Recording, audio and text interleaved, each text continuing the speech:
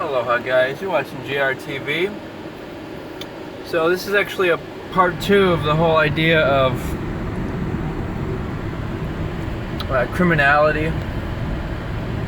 And the point here is that there's a positive side of trying to see what types of common ground we can find with one another, what can be done, and in one instance, I'll give you 5 points. In one instance, sometimes money is an effective way to try to break up a conflict, offer some money, so people back off. Sometimes even giving your not giving your whole wallet, but just like money. They might want to take it all, but just say, and you always got to gauge the situation, because sometimes there are conflicts which you won't be able to get around. You have to fight or flight. You've got to move fast. But sometimes what an aggressor will do is try to intimidate you, so there's fight, flight, or freeze. So freezing might not always be a good option. Often, the reality is most conflicts involve two people agreeing. Like, one person challenges the person, and the other agrees to the challenge and they try to battle each other. And so this has to do with third chakra. Well, so occasionally it has to do with first chakra or second chakra. Second chakra would be fighting for mating. First chakra would be fighting for your territory, basic needs. Somebody's stealing your food or transportation or basic stuff. Then you have the third chakra, where it's about power, where they're trying to gain power with one another, and so this is all consisting of point 1 and 2 regarding criminals trying to, and you got to realize, like me myself, I was fairly disrespectful in the past. Nothing like criminal, but it was just like just unfriendly and a bit annoying and socially maladjusted. And I've come to improve myself in these areas of respecting people, and part of it had to do with no longer labeling people my authority, like mother and father. That made me angry at myself and the world, at trying to overcome any authority, instead of just being my own authority and taking control of my life.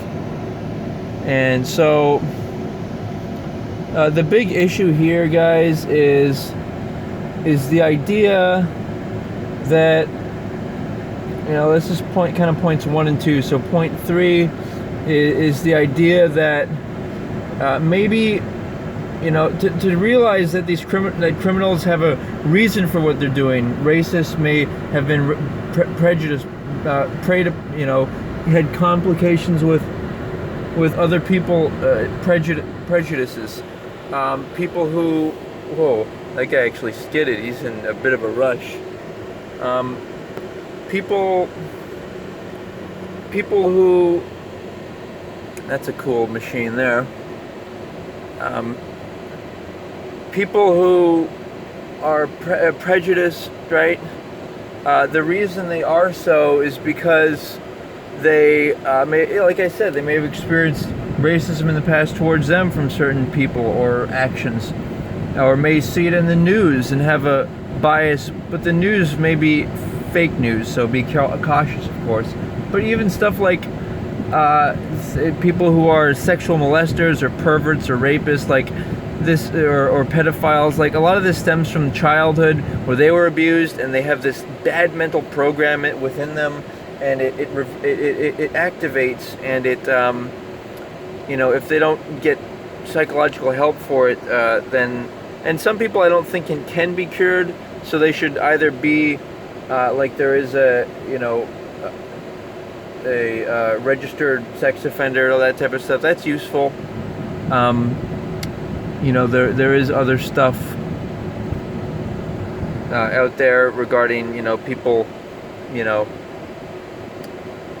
The bottom line is there are good and bad people in the world, and sometimes bad people have good qualities. Like, for example, a criminal might be smart and cunning and exercise and be strong, so we can learn from them those values. And then, a person who's not a criminal might be lazy, so and like, for example, some of my friends might be vegan, some that might be, but they're non-marriage oriented. Some might be like Christian and all about marriage, but they don't believe in some conspiracy theories, which are reality theories, which are real. So there's just different elements of corruption in society. And really that's what it is. It's people taking money, like when they have a choice, like doctors being sold out to big pharma, attorneys being sold out to, criminals who pay them a lot, people being sold out to their own desires or addictions, and therefore they, are mentally corrupted and they're criminally insane, and they, will steal for drugs, So there are some people that need to be imprisoned, and maybe DMT rehabilitation can help to, realize that you are not this body, and just try to get some peace. And ultimately it's about whether a criminal will reoffend or not. That's another major issue. But the essence of what I'm saying is, like, if you check into Jordan Peterson, or you read the Gulag Archipelago, or you see what happened in Nazi Germany, you see that these otherwise decent people did horrible acts.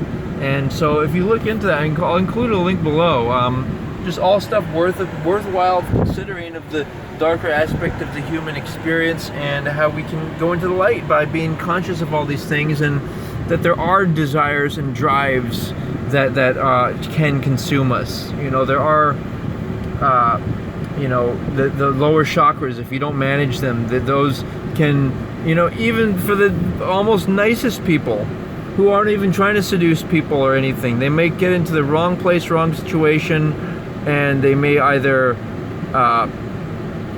accidentally have a pregnancy, and then that results in them having to do work that they're not very interested in, do hard labor, or do all this kind of stuff, like,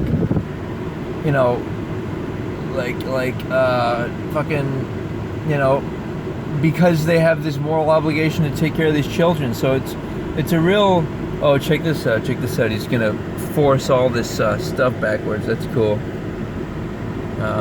But yeah, thanks for joining me, guys. I want to say aloha to you all. Let's see this guy force the motherfucker. Man, look at that truck, it's bad, dude. Alright guys, take care. Aloha.